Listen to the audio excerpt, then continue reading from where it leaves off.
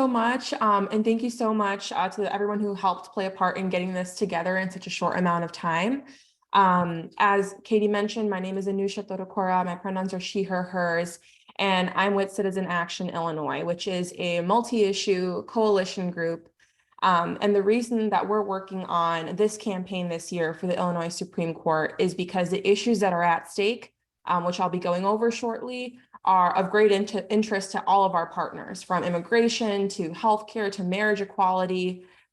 There are so many issues at stake, and this is one of the most important elections that we're going to be having this year. So thank you so much for taking the time out of your Saturday mornings to be here, learning about the most exciting thing, the Supreme Court races and postcards. I'll be going through some slides. Feel free to ask questions throughout, and I'll definitely take more questions at the end. And at some point, I would love to take a screenshot of the recording so that we could post online. If anyone is uncomfortable with that, please let me know so that I can blur out your name or block that out. So again, thank you so much for being here, and let me get started with sharing my screen.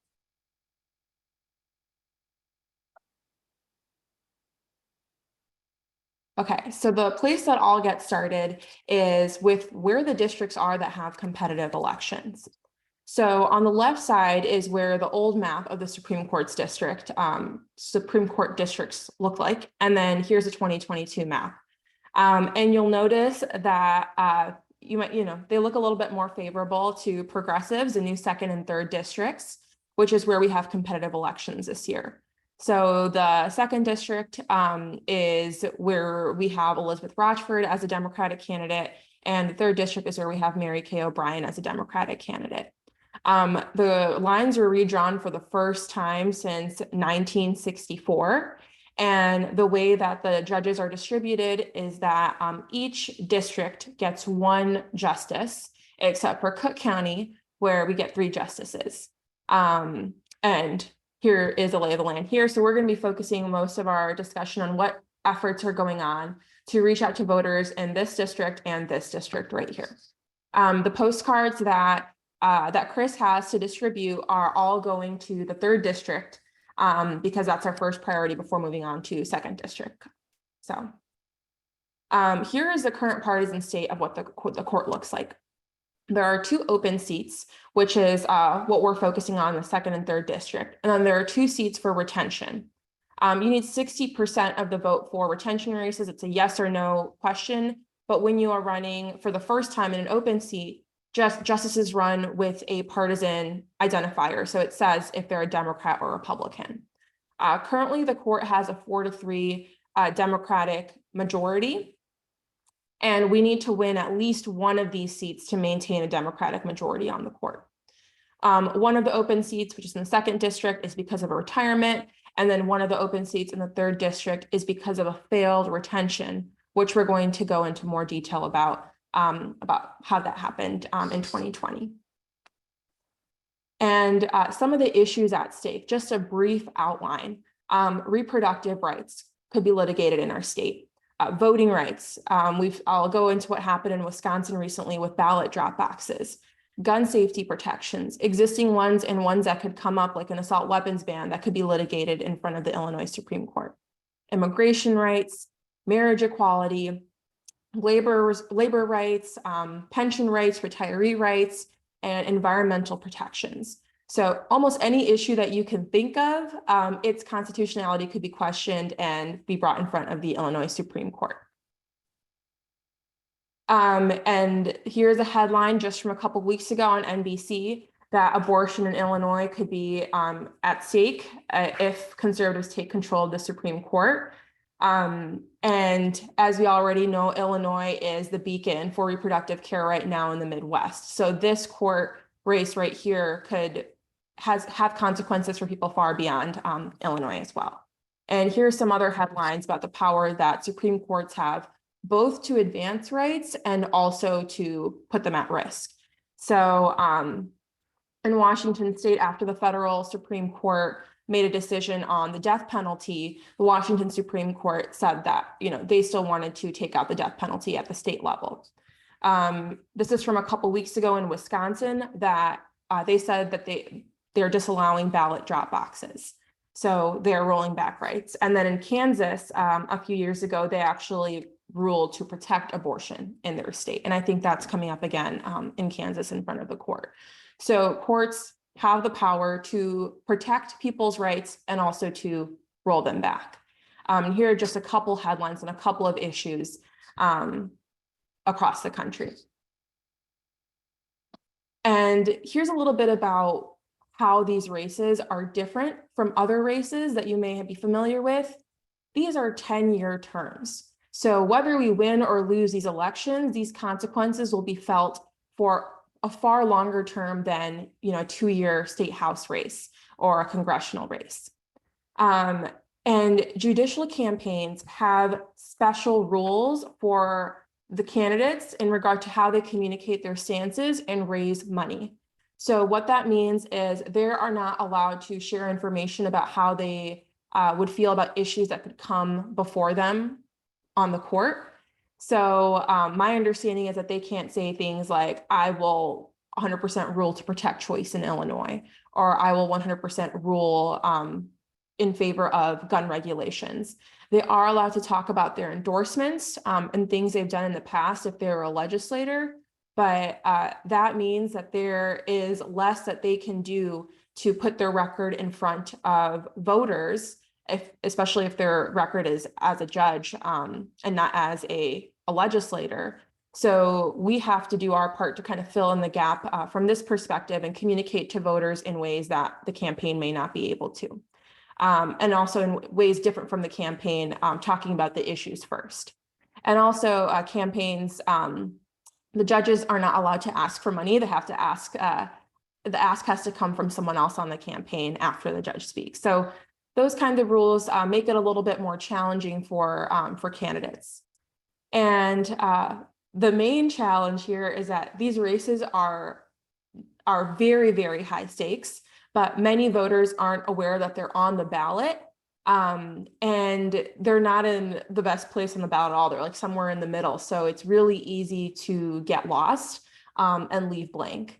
So with this much at stake, that's why we put this campaign together to reach out to voters and educate them about, one, the fact that there are Supreme Court races happening, and two, the kinds of issues that will affect them that could come before the Supreme Court. So, raising the profile of these races for voters.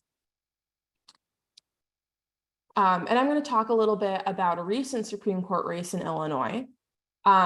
This was in 2020.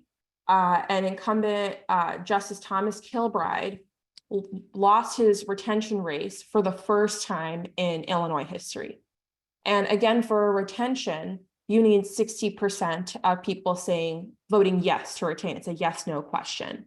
And then this was the most expensive race in Illinois history, which I did not hear about. I don't live in this district, but Justice Kilbride was a very respected judge. But I'll show you a little bit what the tactics look like from the opposition. $6.2 million was spent to oppose his retention, mostly targeting him for his supposed ties to Madigan and corruption. This is what some of the pieces look like from the opposition. Tying him to Madigan's being Madigan's favorite judge. And I think that tie comes from the fact that he took money from the Democratic Party when Madigan was at the head. And that small tie led to these kinds of attacks being made. And this is what we can expect this time around as well, because that's all they really have to attack for both candidates. There are ties that can be made to people in power that have corruption issues. And so this is what we know, like the distance between the attacks will look like. And this is what we have to fight against. So our goal is to raise a profile in relation to issues so that while candidates are running their campaigns and talking about themselves, their qualifications, their experience, we are talking about the issues that are at stake, and that those pieces together can combat attacks like this. So I'm going to go into a little bit about the candidates in the districts. This is a little bit of a zoomed in version of the map that I showed earlier with the 2022 districts. In the second district, which is the gray part right here, I'll read out loud the kind of blurry county names. It's Lake County, McHenry County, DeKalb County, Kane, and Kendall counties. Anyone that lives there will see this race on their ballot. Elizabeth Rochford, she's a Democratic candidate. She is the appointed Lake County Court probate judge. And Mark Curran, who you might be familiar with, is a former Lake County sheriff, and he has run against Senator Durbin before for US Senate. And he has a record of saying a lot of things as a candidate for a very partisan race. I think he has raffled off an assault weapon before for a fundraiser. I believe that's true. And then he's also endorsed by like Illinois Right to Life. He said some very extreme things regarding the recent the Dobbs ruling. So he's on the record saying a lot of things that most judicial candidates would not want to be on the record saying. But that's in the second district here. And then in the third district, we have Mary Kay O'Brien, who is a former legislator and the current justice of the third district Court of Appeal. And that includes kind of these, western and southern of Cook County counties. So DuPage, Will, Kankakee, Iroquois, Grundy, LaSalle, and Bureau counties. And then her opponent is Michael Burke, who was the appointed justice for the second Supreme Court district in 2020. I think he's there because of a retirement, because so he lives in DuPage County, which used to be part of the second, and now it's the third. So he's an incumbent, but he wasn't voted for by people that live in the current third district. And here's just a snapshot of what the numbers say, and again, why we are trying our best to raise the profile of this race. It's why we are sending out 100,000 postcards to the third district. Initially, we're hoping to send postcards to the second district as well, but the third is probably going to be the closer of the two races. And just to look at some numbers here, Biden won with 8.4%. Senator Durbin won with 7.75%. Governor Pritzker in a midterm year, which is maybe more comparable to this election, won with 1%. And Attorney General Kwame Raoul won with 0.01%.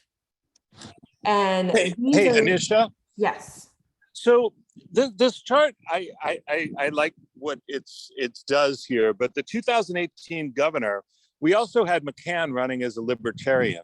And when you added Rauner's votes and McCann's votes on the Libertarian and Republican side, they actually had more than Pritzker did. So I think I think that's something that's important for people to know. Yeah, and I should include those in here. These are going to be, I mean, this honestly looks more optimistic than if you look at the primary numbers for this year. The primary turnout in both the second and third districts, Republicans were outvoting Democrats by more than 10,000 votes. So this is with the optimistic take. It shows that, okay, well, Kwame Raoul versus Erica Harold, there's a 0.01 margin that we can help. But that's why we're doing this work at the scale that we are, so that we can raise a profile so that people who are taking Democrat or who are Democrats going in to vote don't leave this blank. And the other people, moderates, independents, know that the vote, that the rights that they care about, no matter what issue area it is, know that there's something at stake for them. So yeah, I agree. It's not as positive as even this may seem. So there's a couple different ways to get involved. The main effort that we're focusing on today is postcards. But the number one thing even before that would be, if you know anyone that lives in one of those counties that I had shown on the map in either the second or the third district, talk to them about the Supreme Court elections and what's at stake. I have been going around doing either Zoom meetings or in-person meetings with groups both in and outside of the second and third districts, but getting people who already are politically active or who already, are generally civically engaged people, getting this on the top of their radar is my number one goal, because that's how we can get people involved with volunteering, sending postcards, and just talking to people that they know about these races. Our postcard effort, I talked about why we're sending 100,000 of these. We're sending 100,000 of these to people in the 3rd district so that we can move that 1% or 0.01% margin. So when you, the math behind the postcards are that in the worst case scenario, postcards can have a like 0.01% effect. And that's like the worst case scenario, but it's still significant on a really large scale. So if we send 100,000 postcards, again, the study that showed the lowest effect still said that we could move 1,000 votes just through postcards. And that was within the margin for the AG race in 2018. So postcards are just one of the things that we're doing now. Later, we are planning to do some peer-to-peer texting, some phone banking, some non-volunteer stuff that we're doing is sending out some mail, doing some digital advertising. So we are hitting on all fronts here, but there is something really special about receiving a handwritten postcard in the mail that is not the same as getting a digital ad or getting another piece of mail from us or even from a candidate. So we're really, really thankful to volunteers so far that are helping us with postcards.